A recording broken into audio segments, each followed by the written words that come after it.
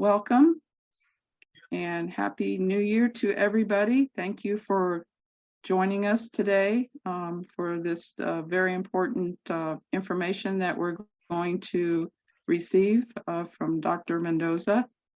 We have a good crowd today, so that's a good sign. My name's Barb Turpin, and I am with the Ohio Grandparent Kinship Coalition. And right now we're waiting on Dr. Jones to come in, but in the meantime, I'll go ahead and get started, and then we'll let her make remarks once she gets in the meeting.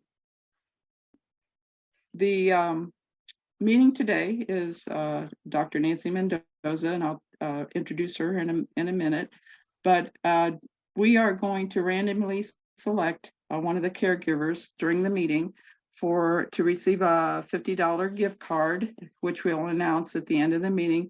But in order to receive the gift card, we need all the caregivers to put your email address and then identify. You don't really have to put your name. If you want to, that's fine. That's up to you. But just identify yourself as a caregiver so we can, address the caregivers as opposed to other people representing agencies or organizations. So if you can do that during, this meeting, then we will randomly select somebody and then notify that person, that individual at the end of the meeting, and then we'll arrange to get the gift card to you.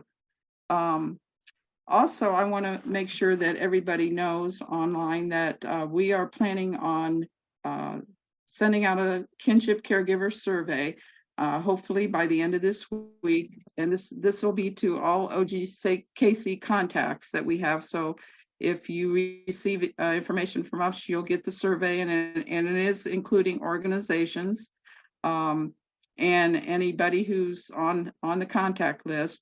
And what we hope to do is identify the needs and issues and situations that caregivers are in order to provide you with support and understand what is going on with you and the organizations and agencies that are addressing the needs of caregivers. What we're hopefully we want to do is just make things more accessible to caregivers, get an understanding of what's going on with the children in your homes and that kind of thing. It's going to be a very straightforward survey.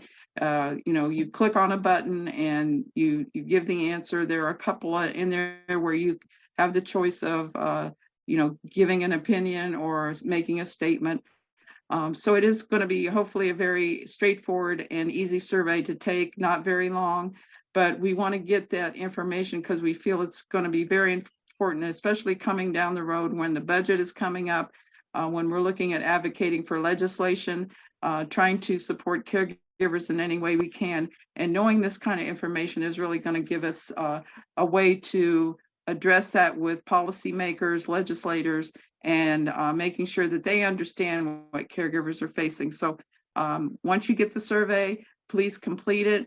And the other part of that is for caregivers only, there will be 3 $100 gift cards, again, given to caregivers who are randomly chosen at the end of the survey time frame, which is probably going to be about 2 weeks that you'll have to complete it.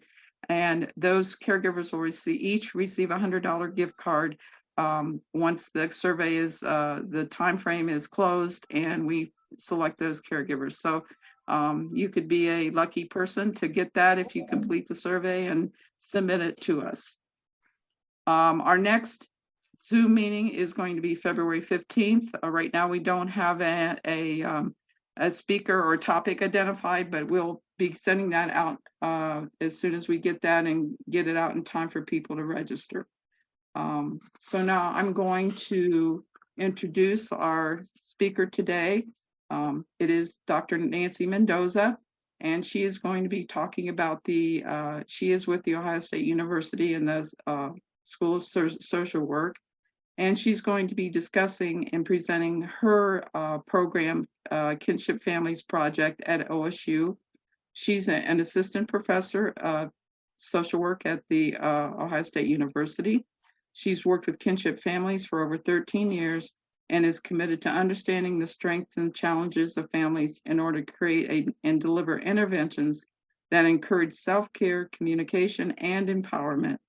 Her research focuses on building resilience in grandfamilies. She is also interested in research that addresses various cultures and the development of supports that meet the needs of different cultures. So now I'm going to turn it over to Dr. Mendoza, and we're looking for an exciting presentation. Thank you.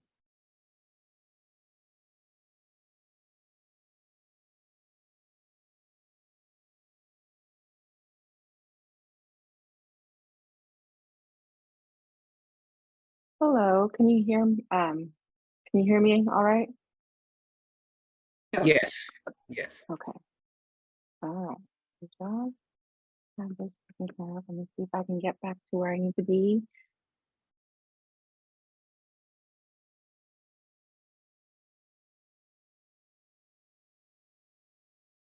All right. Can everyone see that all right? Okay. Looks good. All right. Thank you. So thank you all for coming. I'm really excited about telling you about my research and what we're doing.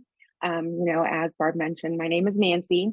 I'm originally from Colorado, moved here to Ohio State University a few years ago, and have continued to work with grandfamilies throughout my education, and now here, mostly in Central Ohio. So again, thank you so much, and I'm super excited to be able to share this information with you. Before I do get started, I want to let you know I don't multitask very well. So if you have a question or a comment, please, just let me know and we can go from there. Don't feel like you're interrupting, and I welcome discussions. Okay, so the name of my presentation, I call it It's a Grand World, because, grandfamilies are grand, and without them, our world would not be able to function. So just a little bit about myself and my research. So what we'll go through today is I'll explain to you why I'm interested in grandfamilies, some of my research background, and then we'll talk about my current project, which is the GRANDcares Plus, and some of you are familiar with it. So first, why grandfamilies? So for me, my love for grandfamilies came with the relationship I had with my maternal grandparents. They weren't custodial grandparents, but they were very involved. They lived next door to us for most of my life. And then also for a time period, my grandparents moved out of state and I would go spend summers with them. So I love them. They were my second set of parents. I would often tease my mom and say she was my second mom. So that's where that came. And when I went to school and I took a class and they were like, oh, grandparents raising grandfamilies. Wow, I can research this. Like, I can work with individuals who raise their grandkids. Like, that was just absolutely amazing to me. Also, I'm interested in the cross-generational impact. A lot of times you hear, people in social work where they're interested in, the adult years or grandchildren or children. And with this, it's really across generations. So I'm working with individuals, from infancy all the way to older adults. The other reason too is prevalence. We know, I'm talking to the experts here, the prevalence of grandfamilies has increased throughout the decades and continues to increase. And we also know that it's a group that is underrepresented and underappreciated. So for all of those reasons, I really wanted to focus on grandfamilies and enjoy focusing on grandfamilies.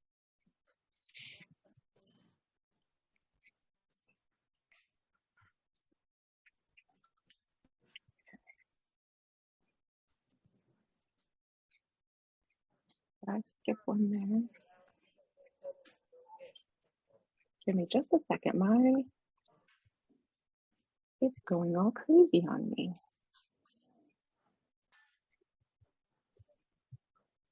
You'd think with all the years I have of giving presentations, I would have this down.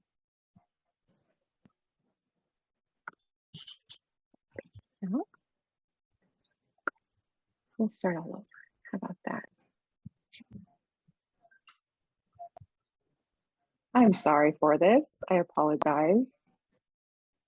Okay, so just to share a little bit about, some of the research I've done, and this has been a while, I haven't done this here in Ohio, but I did look at, because I'm interested in cultural differences, looking at the growing. Did somebody say something? Somebody have a question? Okay. The growing Latino population and the growing rate of grandparents raising grandchildren. So what I did is I looked at Latino grandparents and looking at how the service usage is related to their culture. And it was very interesting because what I learned, and this not only is within the Latin community, this is also within other cultures, is that a lot of times grandparents see what they're doing as an obligation. They have to do it. They don't. In their mind, they're not doing something that's not expected of them. So they don't expect the help. They don't expect the services and the support to be there. So a lot of times they're not reaching out for that help. And then at the same time, a lot of times even the way we recruit isn't appropriate to different cultures. It is very based on, your white American older adult caregiver, which is a large part of the population, but we have to think of the others as well. And then just real quick, I also did, so kind of went through the publications and saw what there was and finding that we do need more research in this area, especially with financial challenges, intergenerational relationships, reasons for care, health status, language barriers, and culture. And this is also something that I have found that is applicable to many other cultures as well. This isn't just for, the Latinx community. It's financial challenges we know are throughout different cultures, whether it's by geographical area, by, race, ethnicity, religion, everything. Okay. We also worked on, I worked on with partnership with the community to do a youth mentoring program. And this was something that was requested by grandparents raising grandchildren in Colorado. So what we did is we took our undergrad social work students and we paired them with the grandchild. And then we did pre and post surveys with them to see if there were any changes in their contact, comfort, and attitudes towards grandfamilies and towards older adults. And then at the end, we had a focus group with not only the students, but also the grandchildren and the grandparents. And it was absolutely amazing, the differences we saw, the changes we saw in the students. They were a lot more comfortable, a lot, better attitudes. A lot of them realized just how important grandfamilies were. They wanted to continue working with grandfamilies. And then there also were improvements in the lives of grandchildren and grandparents. So I remember one grandmother was saying that one of the things that she enjoyed most was being able to go to the park with this youth mentor and seeing them skateboard with their grandchild. And she was like, that's something I can't do. So just be able to have someone that my grandchild can do that with was really empowering for me. Okay. Another of the my major focuses is looking at social support. So I know that resilience can be built, and one of the ways we can build that is through social support means. This is not to say that grandfamilies are not resilient. They are very resilient. The grandfamilies that are out there, those of you who are on this call, you guys know you are resilient. You've been through so much and you've made it, and you continue to make it happen every single day. So my question is, how can we support that? How can we as a society grow your support group and help you so that you're not struggling as much and you're not having to fight that battle every day? So we took a survey just to kind of measure depressive symptoms and kind of figure out who was demonstrating resilience and who wasn't. And it was based on, if you have a lot of hassles and you also have a lot of, depressive symptoms, then you're not being as resilient as you would like to be, right? But if you are, satisfied with life and you have a lot of those hassles, then you're doing pretty well, you're pretty resilient. Not to say you can't move back and forth on that continuum, but just measuring for this purpose of the study. So here you can see that, the higher the daily hassles, along with the higher the life satisfaction, the more resilient somebody was identified as. Then what we did is we picked a couple of different people from different groups, so non-resilient, resilient, And we looked at their social network. So what you can see here is the comparison between someone who was identified as highly resilient versus someone who identified as low resilience. And what you see is that the person with high resilience has a lot of different people in their social network. They have, and I can tell you that what they have is not just family, because family can be good, right? They can be supportive, but they can also be unsupportive. So what you want to have is you want to have a variation of different individuals in your social network. You want to have service providers. You want to have friends. You want to have one thing that I found that was common within resilient grandparents was they had a group of people that there was no talk about being a grandparent raising a grandchild or a kinship provider. It was, for one woman, it was her walking group. They walked and there she said, there I am me. It's just me. It's about me. And that was really helpful for her. And then also having those networks combined. So like when the one service provider, let's say the counselor, your grandchild's counselor connects with the teacher, you can see that through the lines here that that also builds a better and stronger social network for not just the grandparent or caregiver, but for the entire family. So really what am interested now in is how do we build that? How do we help bring those service providers in and those community services and then those people, those friends, those social support groups and things like that. Okay, so now for the main topic of my presentation, the GRANDcares. So the GRANDcares project is originally a strengths-based intervention. It's designed to really support grandfamilies, the grandparent and the grandchild, and also the service provider. It originated through a collaboration between Colorado State University, where I was doing my Ph.D., and the University of Hawaii in Manoa. So that's how I became involved. I was the lead researcher on that. It includes 3 different parts. So there's a grandparent part, a youth part, and a service provider. The service provider part, we won't talk about today. That is something that is available through the GRANDcares website for service providers. It's not something that we have to implement specifically here in Ohio. So we won't focus on that. But if you are interested in that, please let me know. I can give you access to that information. Okay. So my project is at GRANDcares, but I've added the plus. So how is it different? First of all, I'll say it's better, right? We always hope to improve and do better. So when I came to Ohio, my hope was, to bring this program because I had seen the results and the power of it. So I started talking and assessing, what are the needs of grandfamilies in Ohio?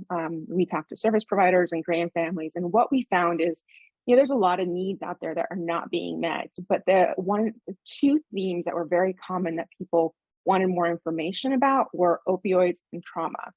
So I collaborated with another colleague of mine, and we have added 2 educational workshops to the end of the original GRANDcares, one on opioids and one on trauma. So now instead of it being GRANDcares, it's GRANDcares Plus. So if you hear that someone say GRANDcares, it could be the same one. It's just ours has those additional 2 workshops in there.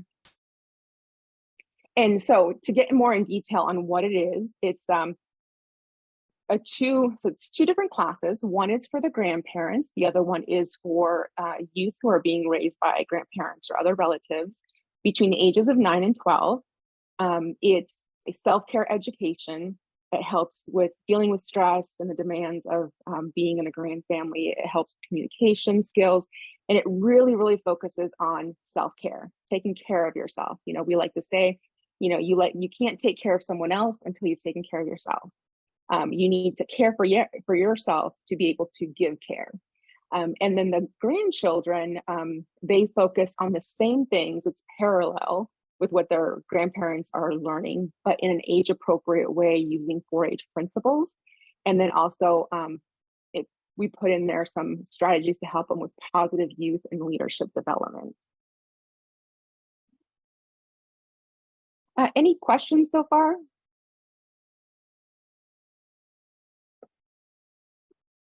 No?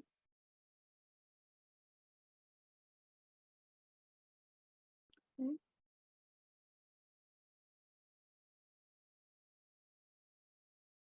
So a little bit more about the class. So here it kind of breaks it down to the component, what for the grandparent we call Powerful Tools for Caregivers, which is an evidence-based program that we've adapted for grandfamilies. It's evidence-based, it's highly effective. It was originally made for individuals who are caring for older adults, then was adapted to parents who are raising children with disability challenges. And then we've adapted it for grandfamilies. And then again, like I said, the plus part of it is those additional 2 workshops.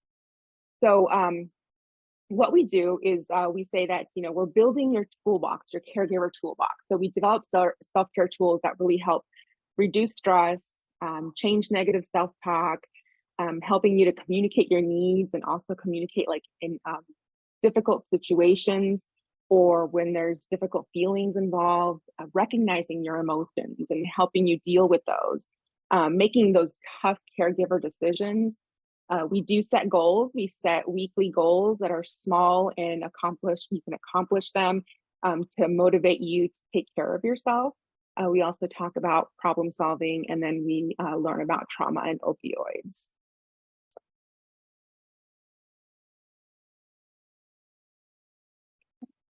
And then for just another review of the GRANDcares Plus Youth Club, again, it's for children ages 9 to 12. And we usually offer it at the same time. So when there's a grandparent component going on, we'll do it at the same time for the grandchildren. But that's not always the case. We can do it separately. We can offer one and then the other. And then you do not, as a caregiver, you do not have to have a child enrolled in the youth club in order to participate, and vice versa. A child can participate and not have a caregiver registered to participate in the grandparent component. This is a great opportunity for kids to develop relationships with caring adults, but also with children that they have, commonalities. I remember there was one grandmother, which it seemed like every week she came in, she reminded me and was just so happy. She's like, I just love how excited my grandson is to come here. He's like, Grandma, this is the best. I get to hang out with kids who are just like me, and it's huge. A lot of times, we know children in schools and everywhere can be very mean, can bully, and they always look for things to bully other kids about. So being able to be in a place where that's not that does, being a grand family, part of a grand family, doesn't put a target on your back.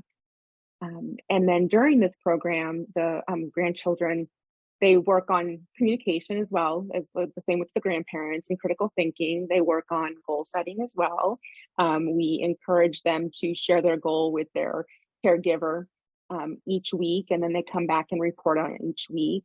They also talk about self-care, dealing with those decisions that are sometimes, full of emotion, and taking a step back and really thinking about things before acting on them. To build resilience is another one of our goals, excuse me, of the class, and leadership skills. So what they do is at the very first day of class, we tell them that they have the opportunity to do a project.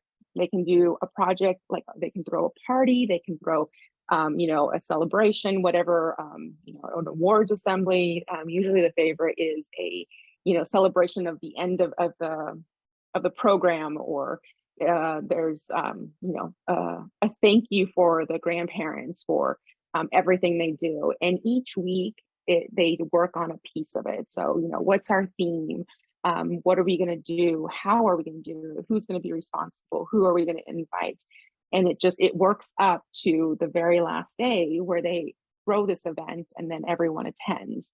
And the kids love it, the grandparents love it, and it's just so it's mind-blowing to see just how creative these kids are.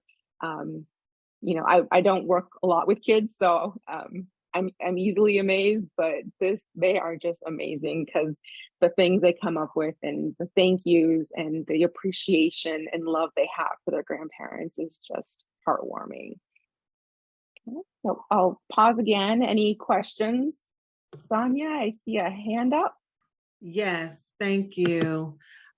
Okay, I was trying to, nope, what happened? Am I still on here? You are, yeah. Okay, I can't see. I can't see anybody anymore. I'm so sorry. I asked my question, then I'll figure out how to get back on there. Well, my question is, why ages 9 to 12? And part B of that question is, how many children, or what is your cutoff number of the number of children you can have in that group? Okay. Yeah. So 9 to 12 was pretty much a random number we picked. We partnered with 4-H curriculum writers and who are the experts in developing this material.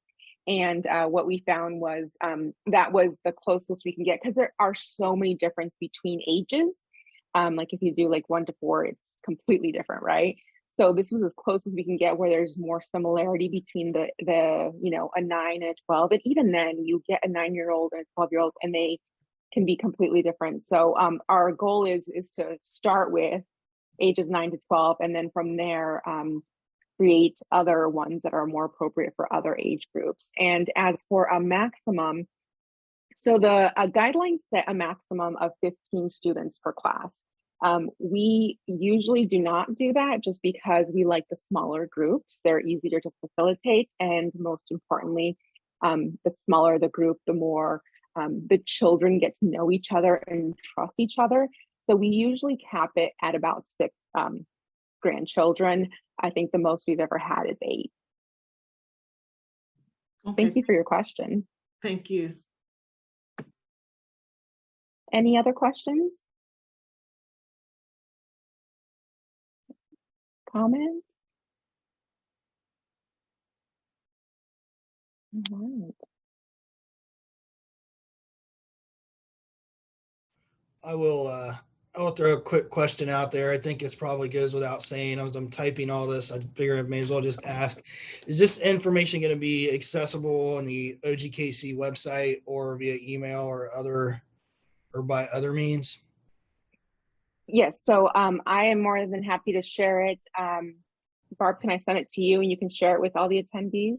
Sure, if you send the PowerPoint to me, then we will post that as well as the recording. The presentation itself is being recorded along with her PowerPoint. So that will all be uploaded to the website probably within the week, and will be available as well as all of our previous presentations. So it will.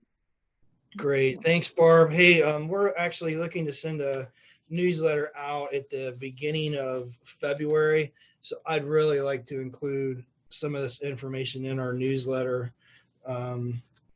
Again, probably like the first week of February. So if it could be up by that time, that would be great. Thank you. Yep, generally it's up within a week after we get it to once the video is cleaned up and everything is ready to go on the website. So it should be good to go for you, Patrick. Thanks. Yeah, and I'm going to share my contact information. You guys are free to contact me as well with any follow-up questions, or if you guys want information, please do so. I'm open to it. So thank you. Okay. Any other questions, comments? Yeah, I'll ask another one now. Mm-hmm. You're probably going to get to this, but I was wondering, where did you get your participants, like the grandparents? Yes, so we have gotten them through many different avenues. So kinship providers is one huge one. Community agencies who work with grand families, schools have also helped, churches have helped. Rec centers are also very great at helping out and recruiting and offering space. So for our first cohort, we had our first cohort here in Central Ohio last last year, which was, ended in November. It feels like it was just yesterday, and I'm already saying last year. And that was at the Brock Center here in Columbus, and they donated the space and then also helped us with recruitment. So we have a couple different avenues that we do help, and then OGKC posts our information as well. And then we also do post flyers in different places, rec centers, libraries, McDonald's is another place. So, and word of mouth is huge. The first one is usually the hardest, and then from there, word of mouth becomes the most popular way that we get individuals registered. Thank you. Sure. Other questions? Okay. Nancy, this is Barb. Is this exclusive to grandparents and not other caregivers? No, it's open to kinship providers as well. Thank you for asking that question. Yes. So relatives raising grandchildren and grandparents raising grandchildren are more than welcome to join us. All right, so as I mentioned, we did get our first cohort off and completed last semester. It was a little bit longer than we expected because of COVID, but the good news is we had a great class. You can see here our graduates with their certificates, and then our two co-leaders, Stacy and Anne, who volunteer their time and are absolutely wonderful. At the end, I think everyone in the group was very appreciative of them, and just, there were so many good relationships developed. I know some of our participants are on this call right now, and we have two of our grandmothers who will be training to be able to facilitate the class. So that's super exciting to have that. And these women built a relationship. They supported each other. They helped each other out through some really tough times. And as far as I know, they continue to communicate and support each other. So in general, when we take the results, not only of this group, but of our groups in Hawaii and in Colorado, what we find is that among caregivers, there's a significant increase in self-care. So they not only start to take care of themselves a little bit more, but when we meet with them, months later, 6 months later, or down the road, they continue those practices. And it's, it can start something very simple, and it can be something, very grand. So there was one grandmother in Colorado who stopped smoking, and that was her way of taking care of herself, and of course incorporating other things, but that was her main thing. And when we met with her 6 months later, she's like, "I've stopped smoking, you guys. This, it saved my life." So pretty powerful stuff. The other thing is awareness of services. So as part of the program, what we do is we offer community resources. So every week there's different resources that are set out on a table or given out to participants. But what's great about this is that, we'll come with services, but it's the participants who really come with the best services that we haven't even heard of, and share among themselves and help each other.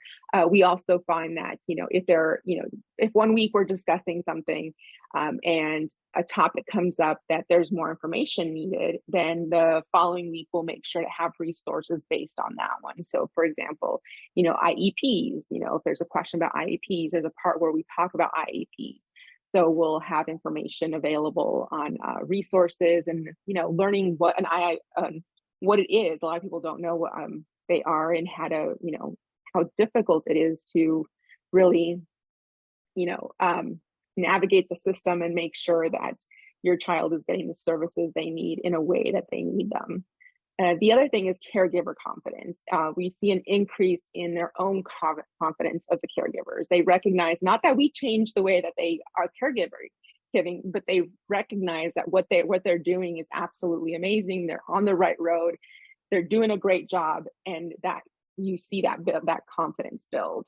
We also see a significant decrease in depressive symptoms, and this is usually through the connections that they make, as well as the discussions we have. So there's like 1 week where we talk about, depression and guilt, and some of the losses that you've had, and grief. So it's that processing. But it's also the self-care component, taking care of yourself, maybe not only setting that doctor appointment you've been putting off, but actually going through with it and setting that appointment, or that weekend that you've been putting off of going and meeting with your friends for coffee or for a movie, and doing that. For the grandchildren, one of the most significant things that we've seen is an improvement in their social and emotional competencies. I will note here that we would like to see more results. Unfortunately, the number of grandchildren we have had participate in the programs has been pretty small, so we haven't been able to do too much with analysis. Most of what we see on differences are, they're enjoying what they're doing, they're learning, learning the materials, a lot of sharing with the caregiver, like, this is what I'm learning, this is what I'm enjoying, and then connecting with other children who are in similar situations. So that's where we've seen most of the changes there. And it's hard to really document those changes, but as long as we're seeing them, we're happy that they're there and that we're able to make a difference. I did want to share with you, so a couple of grandparents, some of them have shared their comments, and among these comments, some of the things that are commonly shared are the importance of meeting others who understand their experiences. So they're able to share more, they're able to open up more because they know they're within a group that understands them. And then also the opportunity to build relationships in these networks where they become friends, they become almost family-like, and they continue to communicate and help and support each other, weeks, months, years after this. There's one grandmother that I remember very clearly. She came in and she did not know any other grandparent raising grandchildren. She had her two granddaughters, and her daughter was in prison, and she was very quiet, didn't talk much, and opened up one day and was saying that her daughter was going to be released from prison and wanted to move in with her, and she was just struggling on what to do. And this started up a conversation, and one of the other grandmothers became her mentor. And it was, they check in with us every week and let us know how things were going. Well, we talked about this and we did this and we went here and we found services for her daughter so she doesn't have to move in with her. And, I ran into her a couple years later, and yeah, she's like, oh, we're best friends. So really having that connection and having that support, because, service providers can provide support, but only to a certain point. I have a question and a comment. Yes. Okay, you just hit on what was important to me, and that's the legal aspect of being a grandparent or a grandfamily. My grandchildren lost both parents, and it was a 5-year struggle through the court to gain custody. And there seems to be very little help, except if you have the money to pay for an attorney for 5 years, and then you don't have any money. So I'm wondering if there is an advocacy arm to this kind of initiative for grandparents to advise them on legal steps and procedures and etc. Yeah, so we don't have anything in this program that talks about the legal part of it. What we do, if we have resources, we'll print them out and share them with family members and caregivers. But I know there are a couple of different, depending on where. Do you live in the Columbus area? I do. Okay, so if you can send me an email, I can help you out. I can send you some of the information that I have. And I'm wondering, I know, let's see, I'm sorry to call you out, Ron, but do you have any suggestions here? He might be able to help us. He may have just stepped away. Hey, Nancy, it's Barb. Yeah, Barb. Oh, thank you. Oh, no problem. I don't have a definitive answer. What I can say is, OGKC works with some of the legal aid associations, and sometimes they are responsive, sometimes they're not, just depending on, how they work with families. I know I'm working with a number of groups statewide on some of these issues, especially around the legal issues and the court systems. And we really need to get the court system on board, understanding the needs of caregivers and some of the barriers to them, and especially the financial barrier.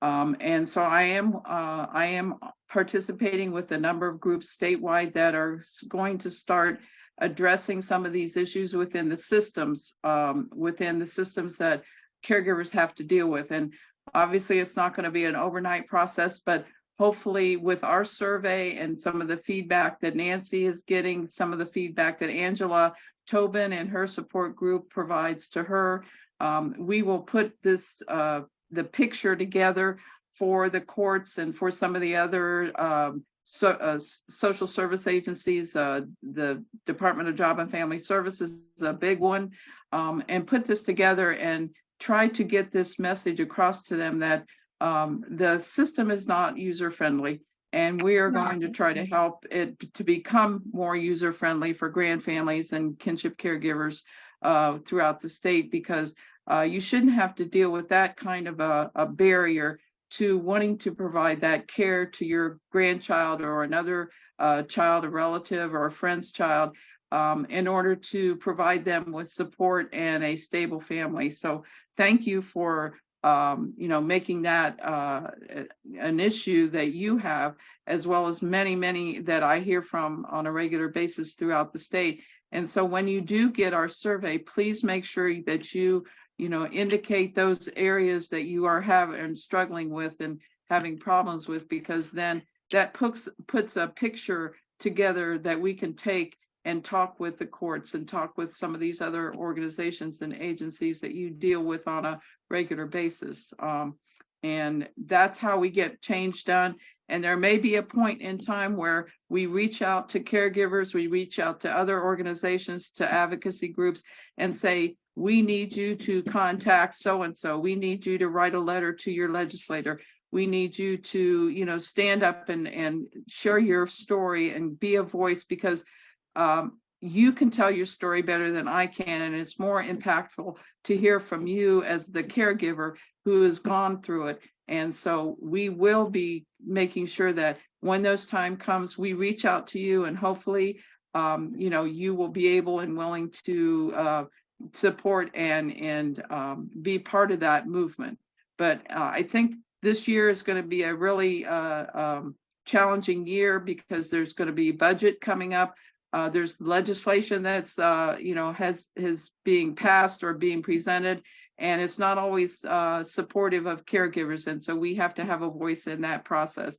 And so definitely we will be contacting you. But as Nancy said, if you have specific issues, you can email me go through the Ohio Grandparent Kinship Coalition website, send an email through them, and it comes to me or one of our other staff, and we will, try to address your specific issue. But this is something that we know is an issue, and we are working hard to try to address. Yeah, thank you, Barb, for that. So I did notice, and thank you, Laverne, for sharing that. Laverne mentioned the Ohio Federation of Health and Social Justice might be helpful. And like I said, go ahead and email me. I can see what we have. I can go through our community resources and see. I believe we do have someone that does have clinics, legal clinics, but I'm not sure if they'd be able to assist you with something like this. But I'm more than happy to look into it for you. Any other questions, comments? Okay. All right, so we do have some upcoming classes. And before I start with the upcoming classes, let me mention, I do realize that, we are throughout Ohio, so not everyone can attend in person. Right now, our funding does cover in person Franklin County. But the plan is to extend this to other parts of Ohio, and then also we're able to just recently provide the grandparent component, so grandparent caregiver component online. So if you are interested in being part of an online group, please reach out to me and let me know. If I can demonstrate that there's an interest and there's a need, that will definitely help for funding purposes and being able to get that ball rolling and get that out there, because I really do think it'd be so helpful. Let's see. Thank you, Lindsay. So Lindsay's sharing, you can also call Ohio Can, and then you can work with a kinship navigator and they might be able to connect you with some legal resources. Okay. And then she also includes the number in there in the chat if you want to take a look at that. Thank you. Yeah, I thought about Ohio Can, but I haven't worked with them, so I wasn't sure on what exactly the services they provide. But from what I understand, they're absolutely great. They're a good way to connect you with different services. If you haven't heard about Ohio Can, it's Ohio and then KAN, and they have a kinship navigator program where they can help you get connected to services and meet some of those needs that are not being met. All right, so upcoming class. So we do have one that is upcoming, our next cohort. They'll meet on Wednesdays at St. Mary Middle School in Columbus. It's over in the German Village, and the class starts on the 8th and it lasts for 8 weeks. So what we do is we meet on a weekly basis. The actual class is 2 hours. But we ask you to be there at 5:30 so that we can provide dinner. So I'm glad to announce that Stacy, which is an extension agent and is one of our facilitators of the program, is going to make meals on 2 of the 8 nights that will be accompanied with a recipe. So an easy recipe that she's going to share with everyone. If we're able to get a kitchen, we'll do let's cook together and then eat it, but that'll depend on the availability of the kitchen. So that's something I'm excited to have that add-on there. So it would be 5:30 to 8 every Wednesday, starting on February 8th through March 29th.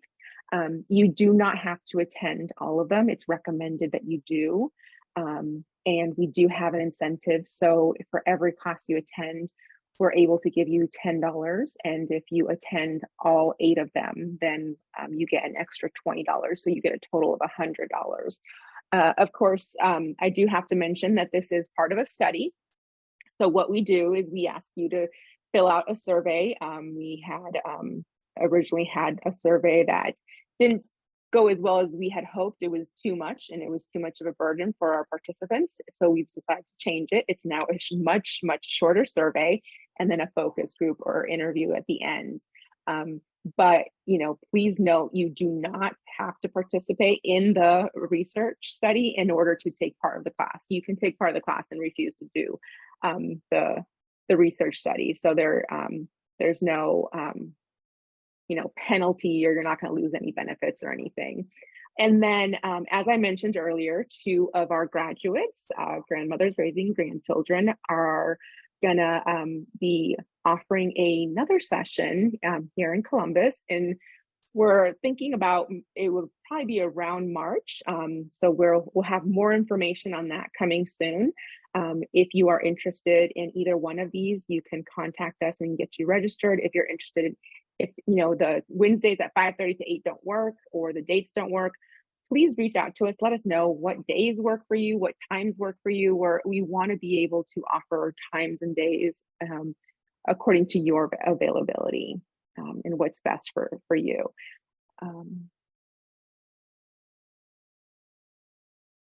And then I'll show my information in the registration stuff here in a little bit. So this is our flyer. We actually just got the okay this morning to share it. So I'm super excited about that. You guys are the first ones to see it, to officially see it. So hopefully you'll see this popping up in different places. It's got a QR code on there. You can click on there, and it'll give you a copy of the flyer so that you can have our contact information. You can reach out to me by phone or by email.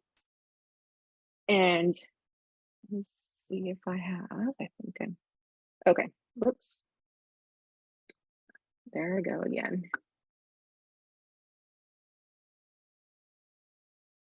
I get ahead of myself.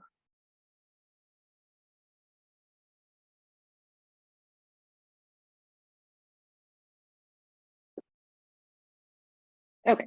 So, like I said, this is the flyer, and then just a couple things I want to note is that there is no cost to attend. It is, we do provide dinner. If it's earlier in the day, we'll provide lunch. There is need-based transportation if needed. So if you don't have a car, or if you, you know, have a car and don't want to drive, and you know you need transportation, we can get you transportation and we can cover those. You know, we had you know, one individual who wasn't able to make it to class because, you know, bus schedules are always, you know, you can always depend on them, and then with the weather. So we started to implement this and helping out with that transportation, because we don't want lack of transportation keeping you from being able to participate and benefit from this. I already did mention you can earn up to the $100 in incentives, and you don't need to participate in the study in order to be able to attend the class and be part of the class. We also do offer free childcare, and that is for, you know, any age group. We, you know, when you call to register, we just ask for the age, so we make sure we find someone that is appropriate, that is covering that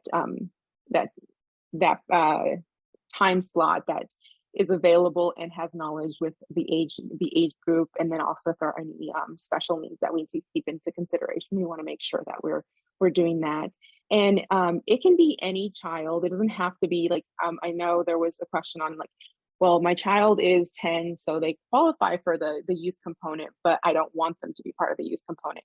That's perfectly fine. They can come and be part of the child care group. So any questions?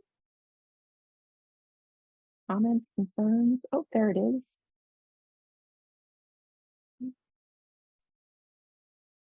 So there you can see there's my name and phone number, email. Nancy, you mentioned a possible online format for this your project, which is not in place right now. Is that correct? No, it's not. But we're hoping to be able to get it up and running this summer or fall. Okay.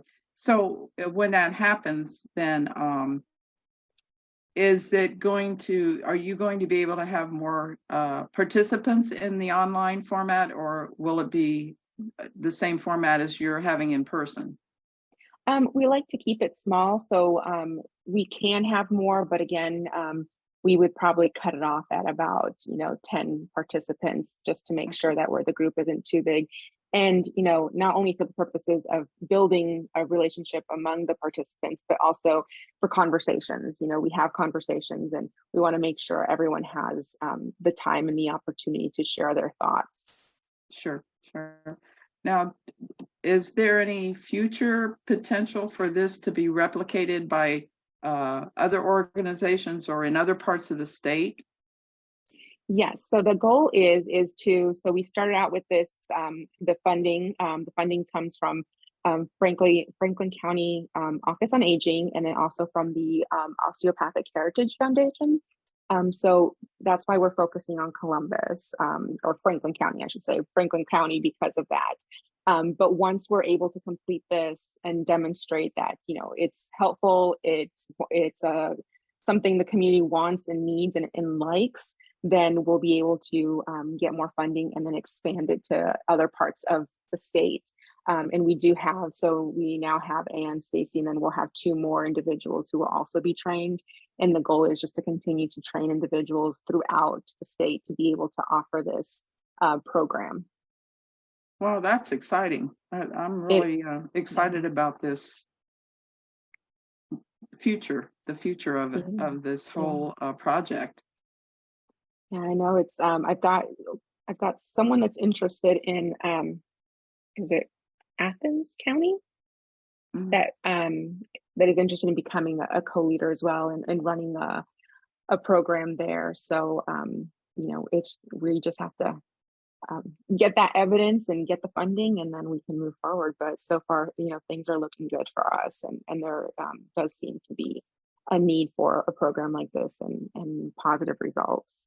Well, it's definitely needed. We can see the results from not only yours, but the group that Angela Tobin has that has put together a really strong support group and component. And I think a lot of people that are on the call today are have been involved in her support group. So I don't think there's I think there's enough room for everybody in this program and in developing programs. So for support to families. So great job. Thank you.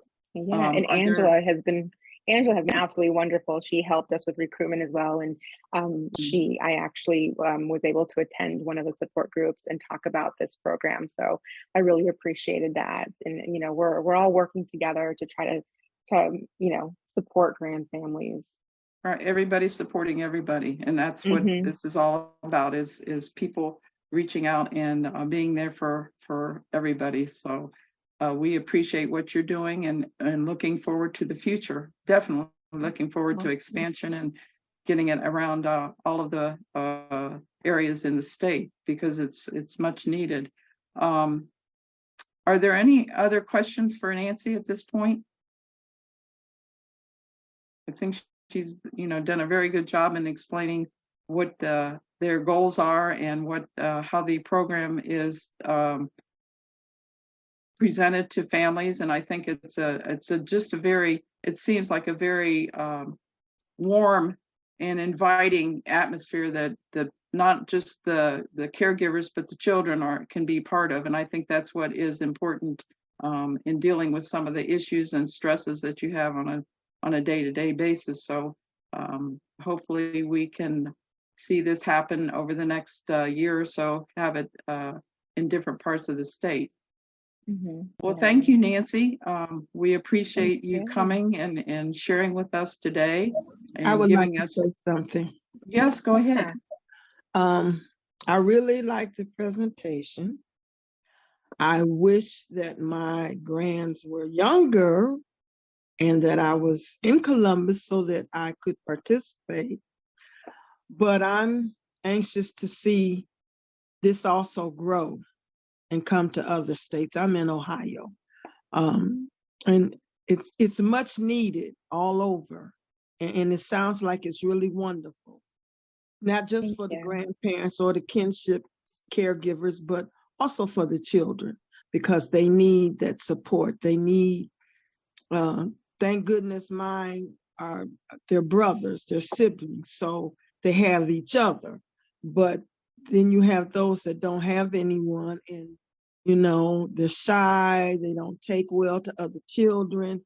So it sounds really wonderful, and blessings to your project, and I pray that it goes very well and far. Thank you. Thank you. And I think with the support of the caregivers and not just supporting, but advocating for this, letting your voice be heard. And I know Nancy has testimonials, which that is very important. We need to hear from the caregivers themselves, and I'm sure she's gathering those stories in order to, because funders who have money that are looking for programs to fund are looking for those programs that are going to impact and have a significant result, and they're looking for results for their money. And so it's important to know that Nancy is capturing those results and being able to provide those to additional funders who will then be able to make this happen throughout the state. And that's the key to it, is you have to impress funders, those people that have money and want to give it away. You have to impress them to make them feel that their money is going to be used in a worthwhile way. And obviously this is a worthwhile project, and so I have high hopes that Nancy won't have any problem getting funding for it, and will be able to start getting it out there for other areas of the state, and so more caregivers can be involved. And that's the goal, is to get it out there for as many people as needed, and make sure that everybody has that opportunity. So thank you very much. Of course. And go ahead. Oh, so was there a question? Looks like Mrs. Dawson has a question. Mrs. Dawson. Okay. I don't have a question, but I was in Nancy's first GRANDcares Plus, and I did learn a lot. We did get lots of resources, and it definitely built some friendships there. And I really appreciate it all. Thank you for sharing, Laverne. I saw you were there, but I didn't want to point you out. So I appreciate you coming forward and sharing your experience. Yes, it was very positive. Any other comments or questions that people have? Well, it's been a great presentation, an informative presentation, and we've got something to look forward to for the for 2023 and beyond. I'm looking forward to it. I'm excited about it and am willing to help Nancy out any way that we can at OGKC. I'm sure we've been committed to Nancy since she came into the state, and we are very proud to have her here in helping meet the needs of families and other kinship caregivers. So if there are no other questions, I want to make the announcement of who is going to be receiving the $50 gift card, and that is Peggy Faulkner. She's been selected to receive the $50 gift card, and that's great. Thank you. Thank you. Oh, you're welcome. So Peggy, I will, what I'll do is email you and have you give me your information to get the card to you, if that's okay. I have your email and everything. That's fine. Yes. All right. Well, congratulations, and we'll see whether or not we can continue to do this. It just depends on OGKC's, again, what our funds are available, but we will try to provide some incentive for families to take time out of their day to spend with us and get information. And so we'll try to continue this, through our regular monthly meetings. Any other questions, comments that anybody has? If yes, I can make one more comment. So I know that I was given until 2:30. So all of you have on your schedule, you have this conference until 2:30. So I would urge you to take these next 20 minutes to do something to take care of yourself. Meditate, listen to your favorite music, get up and dance around, do something for yourself. Good. And thank you again for allowing me to share my research with you. Love it. Great. Thank you. Great. Laverne, you have your hand up? Or did we?